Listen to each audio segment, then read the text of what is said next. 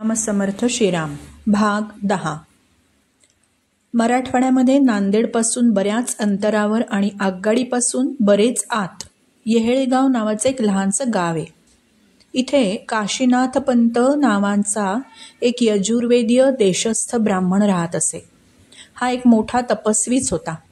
त्याची दिनचर्या उपनिषदांमध्ये वर्णन केलेल्या ऋषींप्रमाणे असून त्यानं आपलं जीवन यजन आणि याजन, अध्ययन आणि अध्यापन करण्यामध्ये घालवलं. तो फार निस्पृह असल्यामुळे गावामध्ये त्याचं वजन असे. तो नदीवरून स्नान करून येऊ लागला म्हणजे आजूबाजूचे लोक उठून उभे राहत. काशीनाथ पंताने आजन्म कोणाकडून दान घेतलं नाही किंवा खोटं भाषण केलं नाही. स्वतःची जी जमीन होती त्यावर त्याचा उदरनिर्वाह उत्तम होत होता. तो कर्मठ ब्राह्मण नुसता नव्हता, त्याला योगाचीही चांगली माहिती होती आणि रोज 2-3 तास तो ध्यान लावून बसत असे. त्याच्या बायकोचं नाव पार्वती. लग्न होऊन 10-15 वर्ष झाली तरी मूलबाळ झालं नाही, म्हणून पार्वतीबाईंनी तपश्चर्या आरंभली. तिने दिवसातनं 3 वेळा स्नान, उपास, तापास आणि जप करावा. दत्त अवधूत हे तिचे आराध्य दैवत होतं. 3 वर्षेपर्यंत अशी उपासना झाल्यावर एक दिवस ती दुपारी जप करीत बसली असताना तिला डोळा लागला. कुणीतरी कानामध्ये शब्द सांगितले, बाई, तुझे कष्ट पुरे झाले. मी दत्त अंशरूपाने तुझ्या पोटी येणार आहे.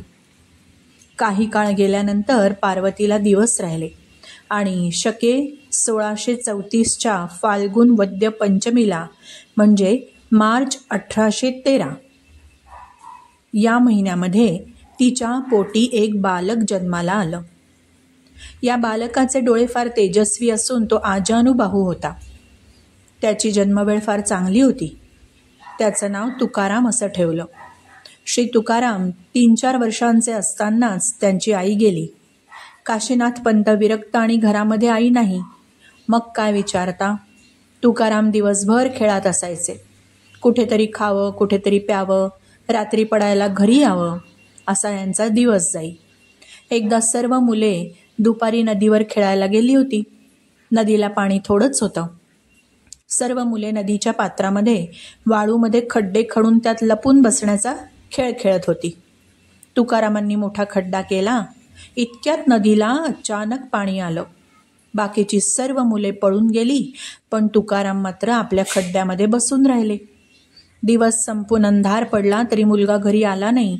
हे पाहून काशीनाथ पंतांनी चौकशी केली तेव्हा त्यांना कळलं की तुकाराम नदीमधून बाहेर आले नाहीत. ते फार घाबरले.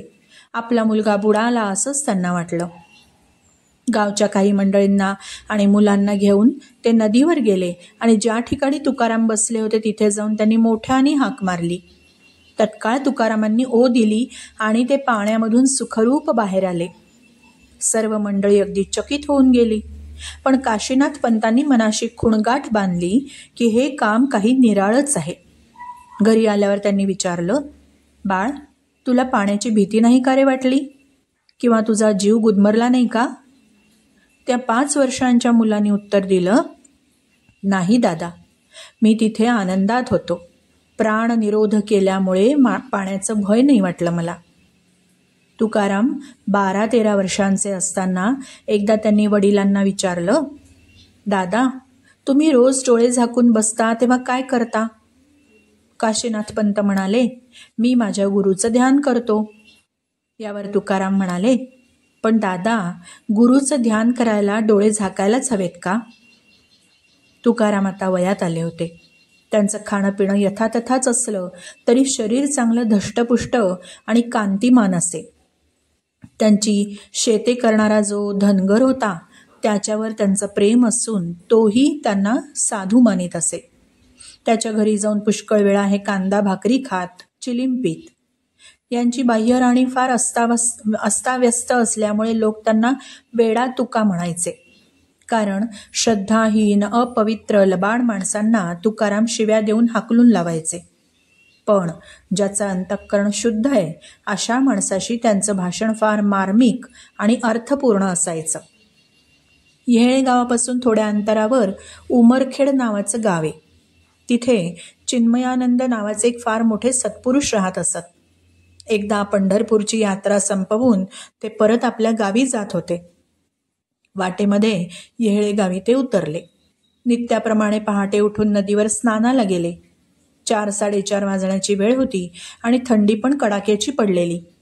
अशा वेळी नदीकाठी कुणीतरी मनुष्य बसलेला त्यांना आढळला. त्यांनी स्नान केलं, आपली संध्या आटोपली. एवढ्यात थोडं उजाडलं होतं, दिसू लागलं. ते काठावर आले आणि त्या बसलेल्या माणसाकडे त्यांनी लक्ष दिलं. 5 मिनिटांनी त्या माणसाने डोळे उघडले आणि या दोघांची दृष्टादृष्ट झाली.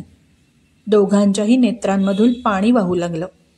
चिन्मयानंद पुढे आले आणि त्यांनी तुकारामांच्या डोक्यावर हात ठेवला आणि तुकाराम चैतन्य असं त्यांचं नाव ठेवलं आणि आता माझं काम झालं असं म्हणून त्याच दिवशी उमरखेडला निघून गेले. श्रीराम समर्थ. श्रीराम.